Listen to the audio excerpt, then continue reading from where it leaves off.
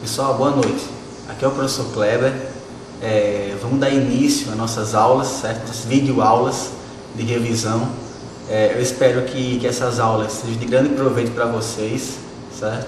Que vocês possam aproveitá-las ao máximo e que segunda-feira agora vocês possam sair muito bem na prova, ok? A prova está fácil, certo? Não está tão complicado como a lista, né? Como muitos falam aí, né, Cristina e outros, dizendo que a minha lista está muito difícil, muito complicada. Não se preocupem, a prova vai estar um pouco mais fácil e eu creio que todo mundo vai se dar bem, certo? Então, nessa aula de hoje eu vou falar um pouquinho sobre o nosso alvo de estudo, que é a termologia, certo? Então, a termologia, ela vai ser um ramo da física que vai se preocupar em estudar os fenômenos térmicos, certo? E dentro desse estudo, a gente vai ter que definir basicamente duas coisas muito importantes. A primeira delas é o conceito de temperatura, certo? E o conceito de calor. De início, eu fui logo dando o conceito de temperatura, certo? Eu fui logo dizendo que a temperatura é o quê? É uma grandeza física capaz de medir o estado de agitação molecular de um corpo, certo? Então, eu dei aquele exemplozinho lá da estrutura cristalina, né? Onde eu tinha os meus átomos de sódio, de cloro, organizados, né? De uma forma de um cubo, e eu mostrei, ou melhor, eu disse que esses átomos, eles nunca estão parados numa posição fixa no espaço, certo? Mas eles vibram de maneira incessante e ininterrupta, certo? Eles estão lá vibrando naquela rede cristalina, certo? Com uma frequência, com uma intensidade, certo? E a minha temperatura, ou seja, a temperatura, a grandeza física em si, vai medir justamente esse grau de agitação dos átomos, ou das moléculas que compõem o corpo, independentemente do estado de agregação deles, se é sólido, se é líquido ou se é gasoso, certo? Então a temperatura vai fazer isso, certo? O conceito dela é esse. É uma grandeza física capaz de medir o grau de agitação molecular de um corpo, independentemente do estado de agregação dele, certo? Então o conceito é esse. Depois, eu falei um pouco sobre as escalas termométricas, certo? Eu falei que além de definir temperatura, certo? Além de entender o que ela é de verdade, a gente tem que conseguir medir temperatura, certo? E eu mostrei o termômetro, certo? Eu falei que o termômetro é o nosso principal dispositivo de medida da temperatura, certo? E eu ilustrei lá no quadro aquele termômetro, né, de mercúrio, certo? Coloquei lá a escalazinha dele, e embaixo falei que eu tenho um recipientezinho, ou melhor, uma região onde eu vou acumular um certo volume de mercúrio, certo? E falei que esse mercúrio, ele nada mais, nada menos, vai que interagir, certo?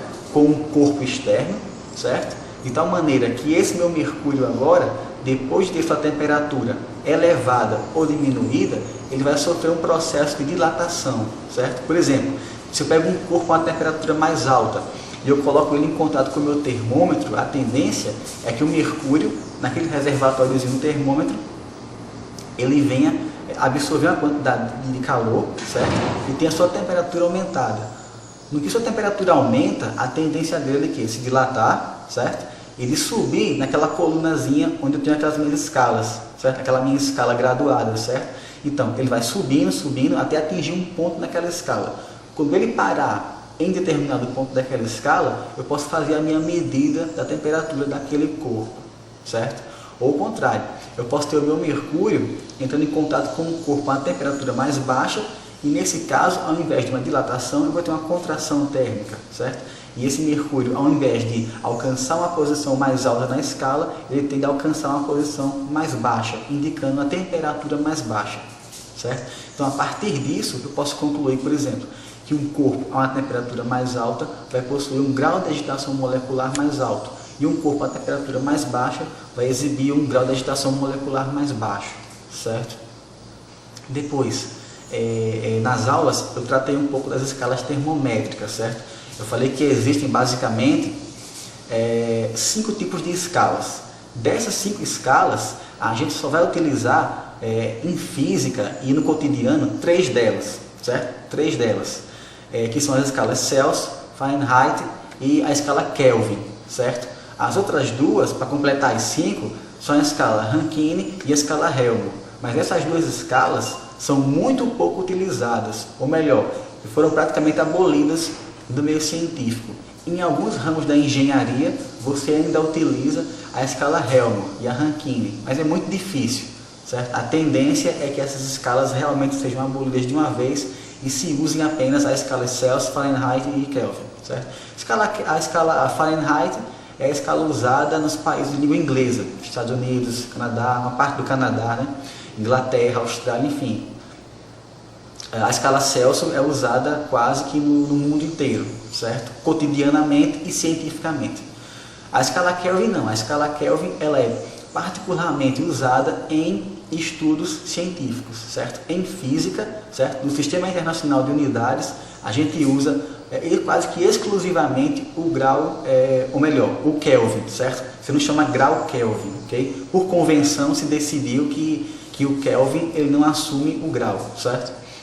E saber também que o grau Kelvin, ou melhor, o Kelvin, perdão, o Kelvin também essa escala também ela é denominada de escala absoluta, certo? Escala absoluta porque ela só mede valores positivos de temperatura, certo? Você nunca vai encontrar um valor negativo para a escala Kelvin, certo? Ela parte do zero até valores extremos como milhões de graus Kelvin, certo? Depois, né, ilustrar um fato interessante de que o 0 grau Kelvin, que corresponde na escala Celsius a menos 273 graus, né, é uma temperatura inatingível, certo? Seria essa temperatura, por exemplo, em que eu admitiria que as moléculas que compõem um corpo, né, um corpo qualquer, estariam em seu estado de repouso completo, certo? Sem agitação nenhuma. Okay? Então, existe uma lei em física que na verdade seria a segunda lei da termodinâmica, né? Uma das maneiras de você enunciar essa lei é você analisar ela em termos de agitação, certo? Molecular, e afirmar que a temperatura, ou seja, o 0 Kelvin, que corresponde a menos 273 graus Celsius, é uma temperatura inatingível, ok? Que está associado a outras consequências e tal. Existem outras maneiras de você enunciar a segunda lei termodinâmica e tal, mas isso aí é assunto para segundo bimestre, ok?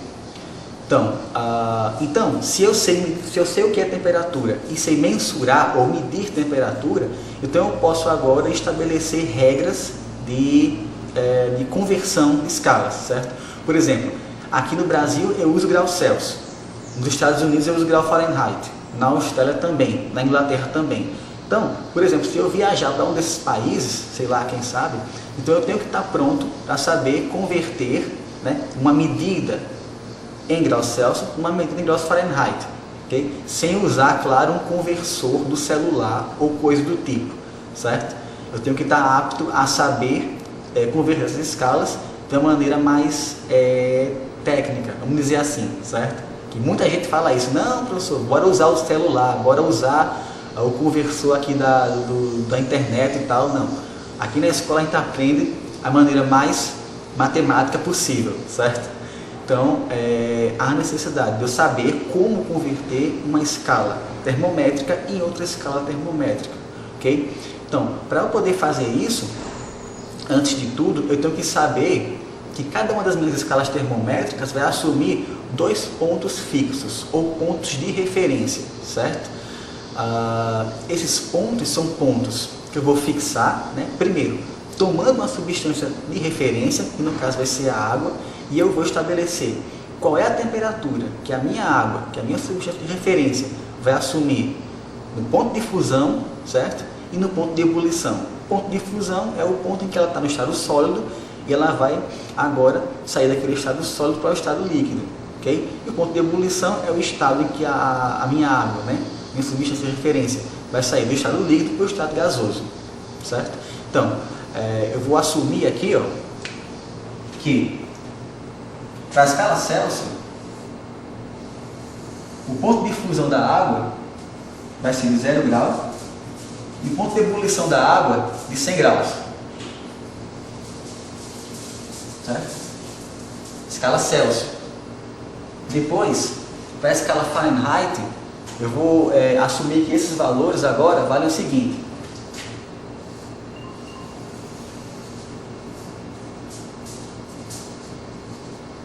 32 graus para a fusão da água e para a ebulição da água 212 graus.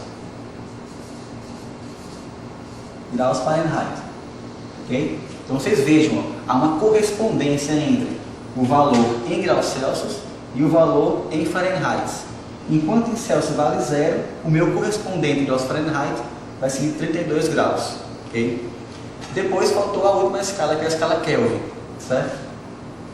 E do mesmo modo, eu vou ter aqui também a correspondência. Ok? Para a escala Kelvin, a água vai entrar em fusão a 273 kelvins, okay?